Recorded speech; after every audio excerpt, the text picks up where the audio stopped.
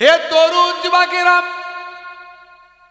পৃথিবীর কত শক্তিশালী মানুষগুলো তাদেরকে আল্লাহ ধ্বংস করে দিয়েছেন আল্লাহর হুকুমের নাফরমানি করার জন্য। হে তরুণ যুবকেরা, হে আমার মুরব্বিয়ানেরা, শুনে রেখে দিন বাবা, জেনে রেখে দেন। হে মুসলমান, একটু লক্ষ্য করুন। ফেরাউনের জামানায় একজন পৃথিবী বিখ্যাত ধনী মানুষ ছিল, নাম তার হলো কারুন। এই কারুনের কথা আল্লাহ কোরআন মাজিদে বলেছেন, সূরা কাসাসের মধ্যে আপনি পাবেন। সেই কারুন হলো পৃথিবীর 1 নাম্বার ধনী বাবা। তৎকালীন যুগে তার থেকে বড় ধনী পৃথিবীর জমিনে আর কেউ নাই। হে মুসলমান, একটু লক্ষ্য করুন। তার ভাই আমার মাল সম্পদের যত সোনা দানা গয়না, যত ভাই আমার মূল্যবান ভাই আমার পাথর, ডায়মন্ড, হিরে, প্রবাল, যত মণিমুক্তা ছিল সেগুলো সিন্ধুকে রাখা ছিল। এই সিন্ধুকে রাখার পরে তার সিন্ধুকের চাবিগুলোর এত ওজন ছিল, সিন্ধুকের চাবিগুলোর এত ওজন ছিল, সেই ওজনওয়ালা চাবিগুলো বহন করার জন্য একদল শক্তিশালী মানুষকে রাখা হয়েছিল।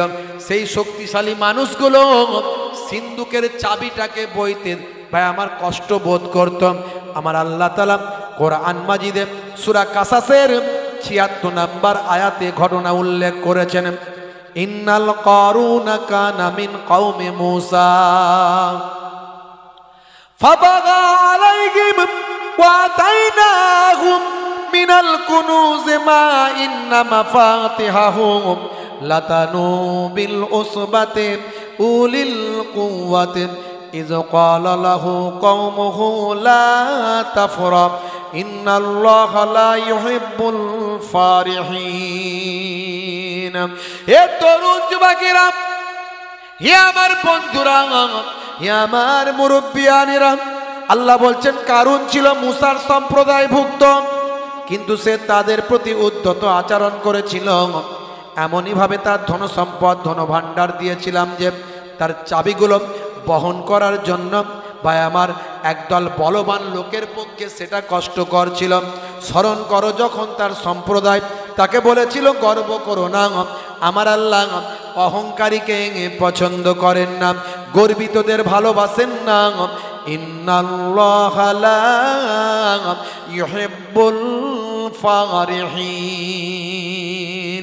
হে তরুণ যুবকেরা, সে কারুন ছিল বিশাল সম্পদের অধিকারী। হযরতে মুসা নবীর জামানায় নামাজ ছিল, যাকাত ছিল।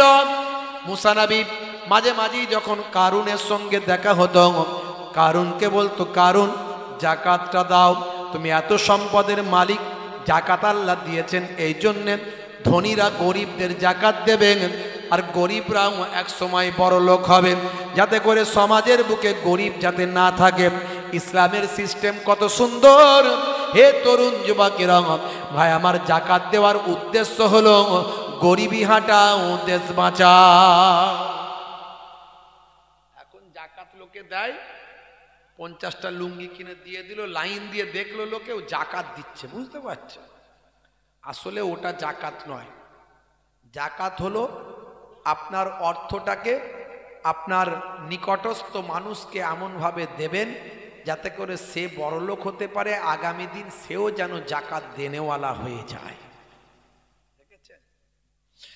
হে তরুণ যুবকেরা, হে আমার বন্ধুরা, হে আমার মুরব্বিয়ানেরা, শুনে রেখে দিন, জেনে রেখে দিন। কারুনকে যখনই বলে যাকাত দেওয়ার জন্য, কারুন তখনই চিন্তা করে সর্বনাশ, আমি যাকাত দিতে পারবো না। এত টাকার সম্পদের যাকাত কত টাকা হবে? আমার অর্থ কেন আমি মানুষকে দেব? প্রচন্ড কৃপণ ছিল। মুসা নবী যখনই দেখা হতো বলতো, কারুন যাকাত দাও। সম্পর্কে কারুন ছিল মুসা নবীর চাচাতো ভাই, একই গোত্রের ছিল বাবা, একই বংশের ছিল বাবা। হে তরুণ যুবকেরা, মুসা নবীকে ভয়ও পেত, শ্রদ্ধাও করত, আবার অবজ্ঞাও করত। মুসা নবীকে মানত না। সে ছিল ফেরাউনের লোক, ফেরাউন নিজেকে খোদা বলেছিল, আর সে ফেরাউনের উজির ছিল কারুন। ভাইরা আমার, তরুণ যুবকেরা আমার, ভাই আমার, কারুন চিন্তা করল মুসা নবী আমাকে যেখানে সেখানে বলে কারুন যাকাত দাও, এতে আমি অপমানিত হয়ে যাই, এতে আমি লজ্জিত হয়ে যাই। কিন্তু আমার টাকা আমি দেব কেন? আমার মেহনতের খরচার পরিশ্রমের টাকা কেন আমি দেব? যাকাত আমি দেব না। হে তরুণ যুবকেরা, কারণ চিন্তা করলাম মুসা নবীকে এমন শিক্ষা দেব, যে শিক্ষা এমন দেব যাতে করে আর কোনোদিন আমার কাছ থেকে যাকাত না চাইতে পারে। এমন শিক্ষা দেব মুসা নবীকে যাতে করে আর যাকাত কোনোদিন চাইতে না পারে। বুঝতে পারছি? তো বন্ধু বান্ধবদের সঙ্গে পরামর্শ করলো, করে নিজে সিদ্ধান্ত নিল। বলল এমন একটা শিক্ষা দিতে হবে যাতে করে মুসা নবী রাস্তাঘাটে আর আমার কাছে যাকাত না চাইতে পারে। আমি অপমানিত হয়ে যাচ্ছি লোকজনের সামনে। মুসা নবীকে এমন শিক্ষা দেব যাতে মুখ দেখাতে না পারে। হে তরুণ যুবকেরা, সেই জামানার সবচেয়ে বড় একজন বেশ্যা মহিলা ছিল, তার নাম হলো সাবজা। সাবজা ভাইরা আমার, তরুণ যুবকেরা, তার নাম হলো সাবজা। হে মুসলমান, একটু লক্ষ্য করুন, বর্তমান সময়েও লোকজন এই সমস্ত মহিলার নাম জানে কি জানে না?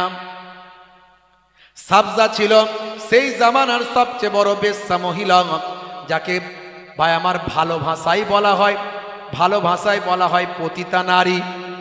সুন্দরী নারী ছিল সে, পৃথিবী বিখ্যাত তৎকালীন যুগের। ভাই আমার বহু মানুষ তার কাস্টমার ছিল, যারা দুনিয়ার মায়া দুনিয়ার লোভে যারা মত্ত ছিল।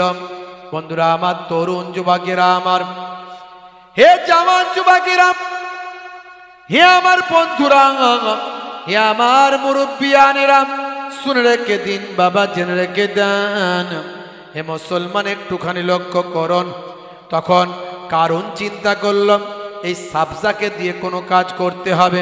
তাই কারণ সাবজার জন্য, সাবজাকে ফিট করার জন্য সাবজার বা আমার ডেরাতে গেল। সাবজার ডেরাতে গেল। সাবজার ডেরাতে গিয়ে, হে তরুণ যুবকেরা, হে আমার মুরব্বিয়ানেরা, শুনে রেখে দেন। সাবজার সঙ্গে রাতটা কাটালো। সাবজার সঙ্গে রাত কাটিয়ে সাবজাকে বলল, এই নাও, তোমাকে আমি 5 লক্ষ দিরহাম স্বর্ণ মুদ্রা দিচ্ছি। তোমাকে একটা কাজ আমার করতে হবে। বলে কি কাজ? বলে মুসা নবীকে অপমান করতে হবে, শত শত লোকের সামনে তাকে বলতে হবে মুসা নবী আমার 1 নাম্বার কাস্টমার। এটা বলতে হবে যে মুসা নবী আমার 1 নম্বর কাস্টমার। এটা যদি লোকের সামনে বলে দিতে পারো, যা টাকা দিয়েছি তার থেকে আরো দেবো। দেখছেন? আচ্ছা, এই রকম মানুষ এখনো, এই রকম লোক একে অপরকে অপমান করার লোক আছে না নাই? কি করে অপমানিত করা যায়? চায়ের দোকানে বসে বসে গীবত শেখায়, চগলখড়ি করে কি করে না? আছে না নাই? হাই রে হাই। হে তরুণ যুবকেরা, তখনকার সাবজা আমাকে সেদিন একটা ছবি পাঠিয়েছেন, একটা লেখা পাঠিয়েছেন। লেখা পাঠিয়ে বলছে, হুজুর এই বিষয়টা একটু তুলে ধরবেন। আমি পড়লাম, সেটাই খোঁজার চেষ্টা করছিলাম, কিন্তু পাচ্ছি না। হে তরুণ যুবকেরা, হে আমার বন্ধুরা, শুনে রেখে দিন, জেনে রেখে দেন। যতটুকু মনে আছে বাবা ততটুকু বলি। একটা এইরকম সাবজার মতো মহিলা, তার নাম আমাকে পাঠিয়েছেন। তার শর্ট নামটা আমার মনে আছে, নাম হলো মিয়া খলিফা। অনেকে হয়তো নাম জানতে পারেন যারা ইন্টারনেট ঘাঁটাঘাঁটি করেন। সারা পৃথিবীর 1 নাম্বার বেশ্যা মহিলা বলা হয় মিয়া খলিফাকে। হে তরুণ যুবকেরা, খলিফা নামটা শুনলে মুসলমানদের কিছু মনে হবে, কারণ মুসলমানদের 4 খলিফার নাম আমরা জানি। খলিফা নামের অর্থ হলো প্রতিনিধি, আর এ বেটা নিজের নাম নিয়েছে মিয়া খলিফা। অথচ পৃথিবী বিখ্যাত একজন পতিতা নারী, তার নামটা আমার কাছে পাঠিয়েছে, ডিটেলসটা আমার কাছে পাঠিয়েছে। আমি এখন খুঁজে পাচ্ছি না, কিন্তু যতটুকু আমার মনে আছে আমি বলছি। বন্ধুরা আমার, ইন্টারনেট সার্চ করে দেখবেন, এর আসল নাম হলো মিয়া খলিফা নয়। আসল নাম কিন্তু মিয়া খলিফা নয়। এই আসলে নামটা দিয়েছে মুসলমানদের, যাতে করে ইসলামের বদনাম করা যায়, মুসলমানদের বদনাম করা যায়, মুসলমানদের অপমান করা যায়, সারা পৃথিবীর মানুষের কাছে মুসলমানদের সম্মানকে নষ্ট করা যায়। দেখো, একজন মুসলিম ঘরের মহিলা, এত বড় একজন নামকরা বেশ্যা মহিলা, ভাই আমার, এত বড় একজন পতিতা নারী পৃথিবীর বুকে ফেমাস, যাতে মুসলমানদের কাছে একটা বদনাম করা যায় আর মুসলিম নারীদেরকে উজ্জীবিত করা যায়, মুসলিম নারীদেরকে এই পথে ধাবিত করা যায়। এটা ভাই আমার পাশ্চাত্যের একটা চাল, অ্যান্টি ইসলাম, যারা ইসলামের শত্রু, তাদের একটা চাল। হে তরুণ যুবকেরা, তিনি আমার কাছে ডিটেলসটা পাঠিয়েছেন। আসলে এই মহিলা হলো একজন নাসারা, একজন নাসারা ধর্মের মানুষ। তার বাড়ি হলো লেবানিস্ট, ভাই আমার, লেবাননে বাড়ি তার, লেবানিস্ট একজন নাসারা। তার আসল নাম সারা বলে কি একটা নাম আছে। এ তরুণ যুবকেরা, কিন্তু মুসলমানদের নাম ধারণ করে সারা পৃথিবীতে মুসলিমদের বদনাম করার জন্য চক্রান্ত চালাচ্ছে। সাবধান হতে হবে মুসলমান, এরকম অন্যায় কাজ থেকে দূরে থাকতে হবে আর অপরাধ থেকে দূরে থাকতে হবে। এই সমস্ত অশ্লীল ছবি, অশ্লীল ভিডিও থেকে মুসলমান দূরে থাকতে হবে। তোমার জীবন আখেরাতকে বরবাদ করে দেওয়ার জন্য এরা চক্রান্ত চালাচ্ছে। হে আমার বন্ধুরা, শুনে রেখে দিন বাবা, জেনে রেখে দেন। সেই সময় সাবজা ছিল, সাবজা, সে ছিল ফেমাস একজন পতিতা নারী। ভাই আমার, কারণ তাকে ফিট করলো, বলল অমুক দিনের অমুক সময়ে আমাদের বড় খোদা, আমাদের ফেরাউনের জন্মদিন। সে ফেরাউনের জন্মদিনে শত শত মানুষ দরবারে এসে রাজ দরবারে হাজির হবে। আর যেখানে মানুষ জমায়েত হয় সেখানে মুসা নবী হাজির হয়ে যায়। যেখানে মানুষ জমায়েত হবে সেখানে মুসা নবী হাজির হবে, আর মুসা নবী হাজির হয়ে সে ওয়াজ নাসিহাত করবে। তো সেই জায়গায় যখন ওয়াজ করতে আসবে, যখন ওয়াজ শুরু করবে, তখন তুমি আস্তে করে উঠে বলবে, এই যে ফেরাউন, এই যে মুসা কত বড় বড় কথা বলছে, কত সুন্দর সুন্দর গল্প করছে, কত সুন্দর সুন্দর কোরআন, ভাই আমার, এই ইসলামের কথা বলছে, আল্লাহর কথা বলছে, নবীর কথা বলছে, কিন্তু এই মুসা হলো আমার 1 নাম্বার কাস্টমার। গত রাত্রেও আমার কাছে রাত কাটিয়েছে, আর আমার সঙ্গে থাকার জন্য এই যে আমাকে দিয়েছে 5 লক্ষ স্বর্ণ মুদ্রা, এটা দেখিয়ে দেবে আর সবাইয়ের সামনে বলে দেবে মুসা আমার 1 নম্বর কাস্টমার। দেখবে টাকা দিয়ে তোমাকে ঢাকা ফেলে দেবো, স্বর্ণ মুদ্রায় তোমাকে ঢাকা ফেলে দেবো, এত টাকা দেব, পৃথিবীর 1 নম্বর ধনী আমি। বুঝতে পারছি? হে তরুণ যুবকেরা,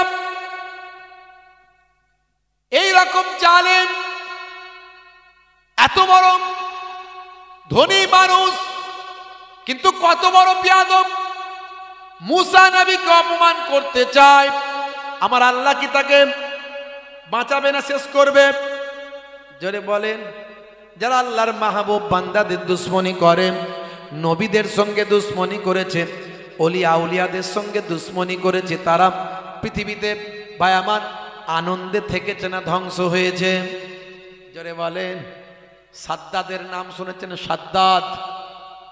কেউ কেউ বলেন এটা হলো একটা কথিত গল্প, আসমানি কেতাব, অন্যান্য কেতাবের রেফারেন্সে পাওয়া যায়, যদিও সহি রওয়ায়েতের মধ্যে কোথাও নাই, কোরআন এবং হাদিস থেকে পাওয়া যায় না সেভাবে, কিন্তু অন্যান্য আসমানি কেতাবের ভিত্তিতে এটা একটা ওয়াকিয়া আছে।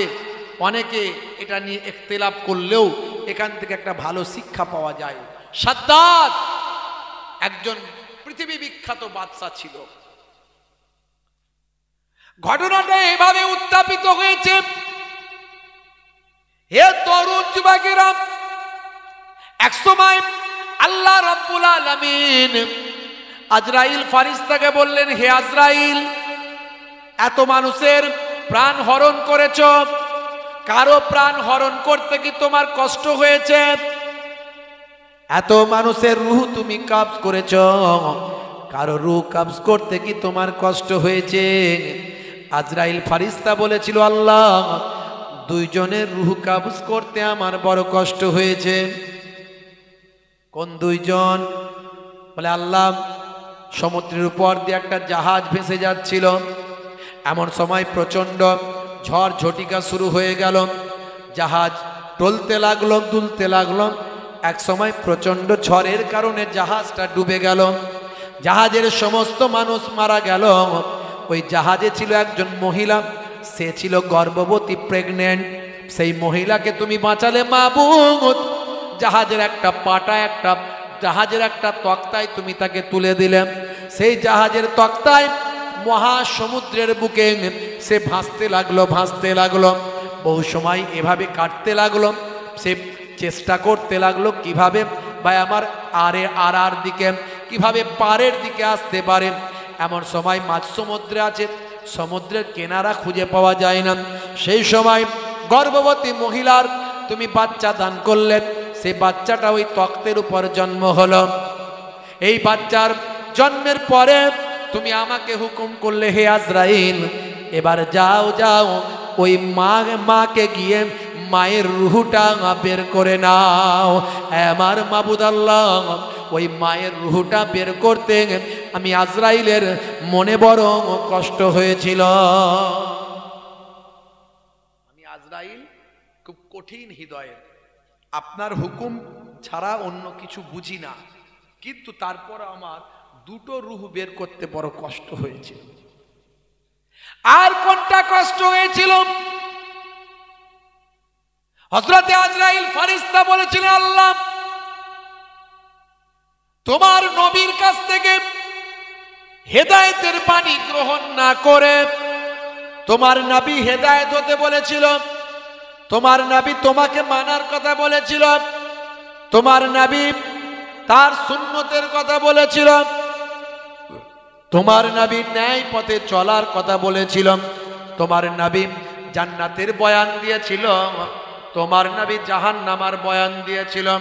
তোমার নবীর কাছ থেকে জান্নাতের বয়ান শুনে নিয়ে সাদ্দাত বলে ওই জালেম বাদশাহ, পৃথিবী বিখ্যাত জালেম বাদশাহ সাদ্দাত নামের বাদশাহ, তোমার নবীর কাছ থেকে জান্নাতের বয়ান শুনে কিছু কম বেশি 300 বছর ধরে হাজার হাজার মানুষ দিয়ে সে জান্নাত দুনিয়া আর জমিনে তৈরি করেছিল। মণিমুক্তা খচিত স্বর্ণ রৌপ্য দিয়ে বা আমার ইট দিয়ে গেতে গেতে জান্নাত তৈরি হয়েছিল, হুর গেলমান দিয়ে জান্নাত সাজানো হয়েছিল, নহর তৈরি করা হয়েছিল, দুধের নহর, মধুর নহর তৈরি করা হয়েছিল। জান্নাতের ভিতরে এমন কিছু নাই যে সেখানে রাখা হয়নি, নকল জান্নাত তৈরি করেছিল সাদ্দাত। 300 বছর ধরে জান্নাত তৈরি করার পরে যখন সাদ্দাত জান্নাত উদ্বোধন করতে যাবে, প্রথম জান্নাতে ঢুকবে, জান্নাতের দরজা আর চৌকাটে একটা পা রেখেছে আর একটা পা ভিতরে দেবে। তখন তুমি বললে, আজরাইল, যাও যাও ওই সাদ্দাদের রুহটা বের করে নাও। আমার মাবুদ আল্লাহ, তখন আমি আজরাইলের মনে বড় দুঃখ হয়েছিল।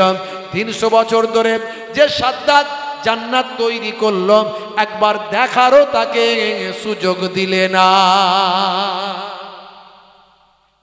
আল্লাহ বললেন, হে আজরাইল, শোনো, ওই দরিয়ার বুকে বাচ্চাটা যার মায়ের আমি রুহ কবজ করেছিলাম, তার অবস্থা কি জানো?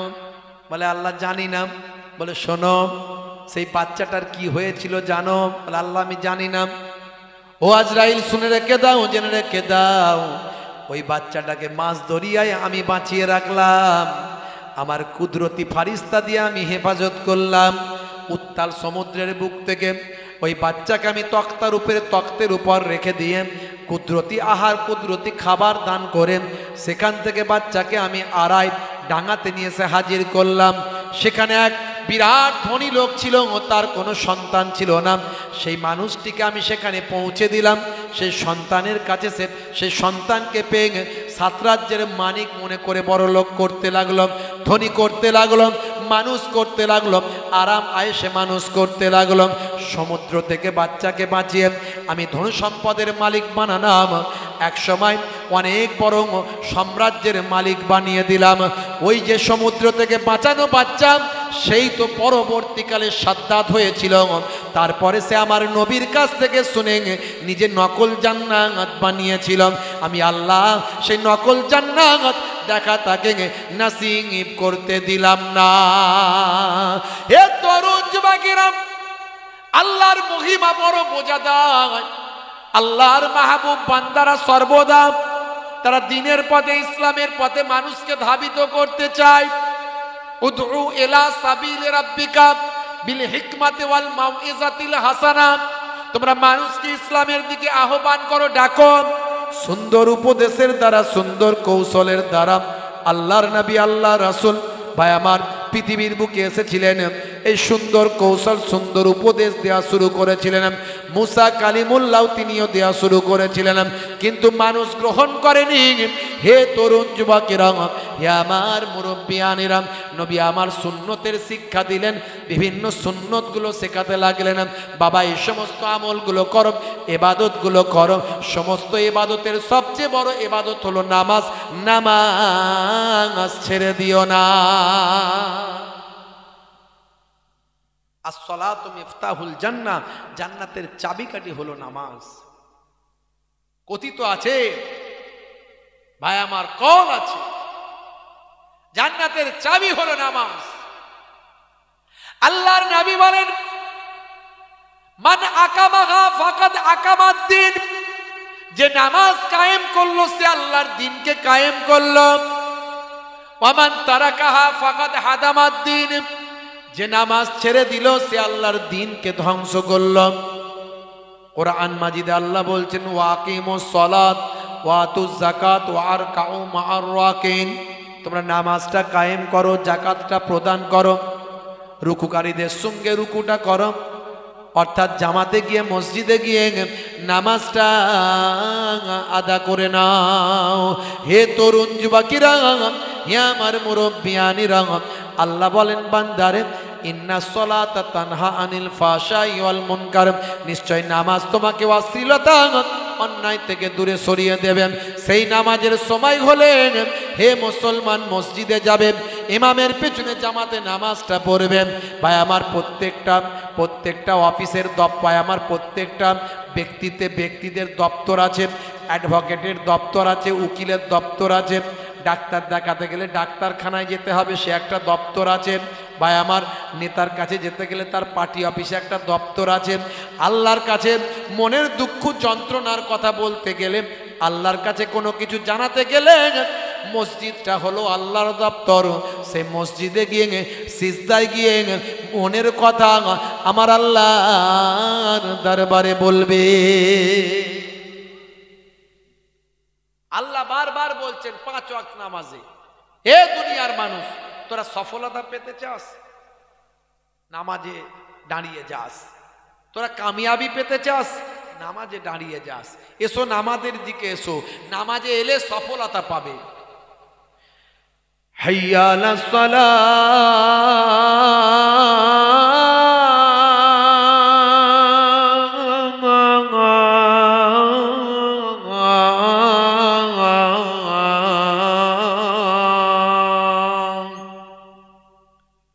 এসো নামাজের দিকে এসো। এলে কি হবে? কি হবে এলে? হাইয়া আলাল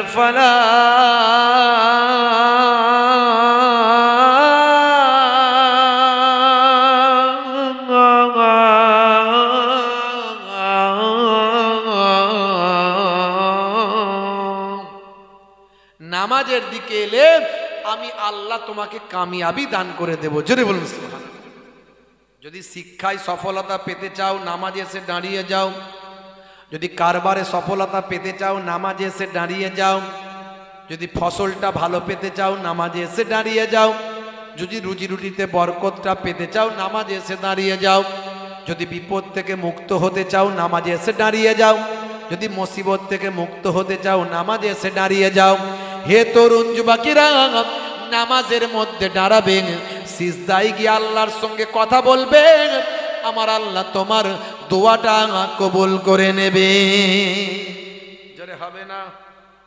ওয়াক্ত যে হলো ওযু করো, মসজিদে চলো, খোদার হুকুম পালন করো, নামাজটা পড়ো। ওয়াক্ত যে হলো ওযু করো, মসজিদে চলো, দিন রাতে 5 ওয়াক্ত নামাজ পড়লে পাবে ভাই জান্নাত। জোরে হবে না? জোরে হবে না? ফজরের সময় হলে মসজিদে যাও তুমি চলে, থেকো না বিছানায় শুয়ে, খোদা দান রহমত ঢেলে। জোরে বলা যাবে না? আর জোরে হবে না? ঠান্ডা কি খুব জোর লাগছে নাকি? কি জি আওয়াজ কেন তো আসতে? জোরে হবে না? সুবহানাল্লাহ। জোহরের সময় হলে কাজটা দাও তুমি ছেড়ে, কিছু সময় দাও নামাজে, সফলতা আসবে চলে। জোরে হবে না? ভাঙাচোরা কবি তো একটু বুঝতে পারছেন, একটু সময় পেলে একটু লিখে নি কবিতাগুলো, মানুষের কাছে একটু বলে বলে শুনিয়ে দিই, যাতে করে ভালো করে মনে রাখতে পারে। কারণ এই কবিতা হলো হিকমা। আমার নবীর কবি ছিল, শায়েরুর রাসূল বলা হতো হাসান বিন সাবিত রাদিয়াল্লাহু তাআলা আনহু। এছাড়া আরও অনেক সাহাবীরা নবীর হয়ে কবিতা রচনা করতেন। ইন্না মিনা শেরে হিকমা, রাসূল বলেছেন অধিকাংশ কবিতা হলো হিকমা।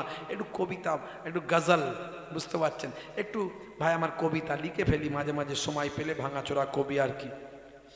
মাগরিবের ওয়াক্ত আসিলে মসজিদে যাও তুমি চলে, কবরের আযাব থেকে মুক্তি প্রভু দেবে।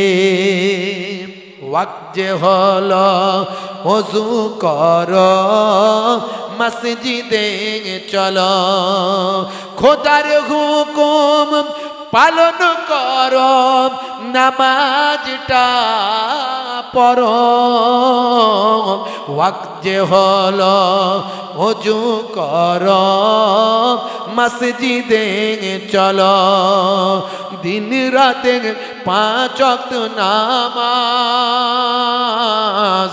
পড়লে পাবে ভাই জান্নাত।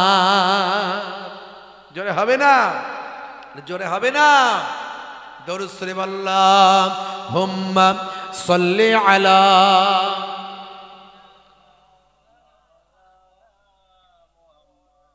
ওয়া আলা আলিহি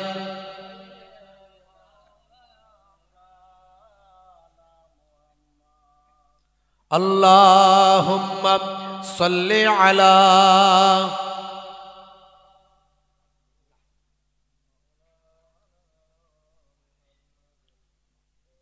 ওয়া আলা আলি সাইয়্যিদিনা।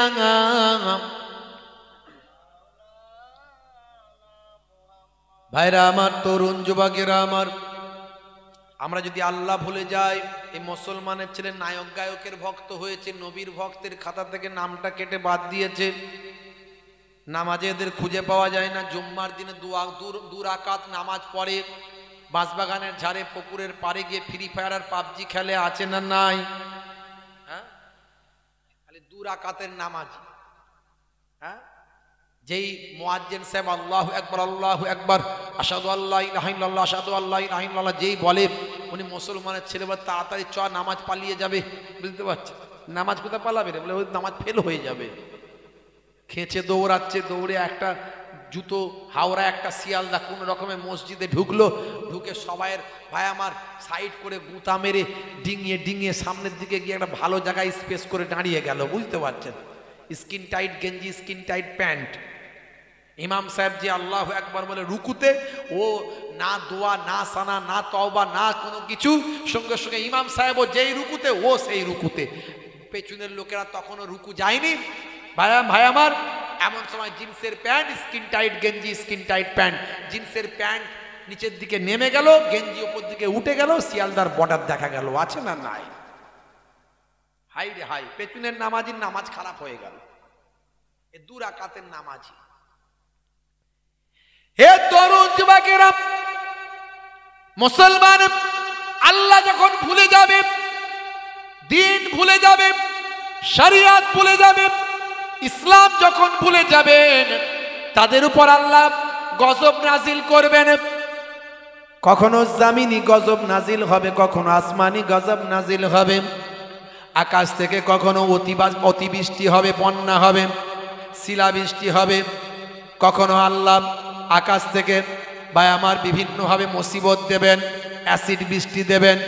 কখনো জামিন ধসে যাবেন, কখনো জামিনে ভূমিকম্প হবে, কখনো জামিনে ভাই আমার বিভিন্ন রকম আল্লাহ গজব দেবেন, জীবাণু দিয়ে দেবেন। আইলা লাইলা থেকে শুরু করে করোনা, আমফান থেকে শুরু করে সুনামি, ভূমিকম্প, ভুজ, ভাই আমার নেপাল থেকে শুরু করে পৃথিবীর বিভিন্ন জায়গায় আমার আপনার নবী আপনাকে আমাকে হেফাজত করছেন তার কুদরতি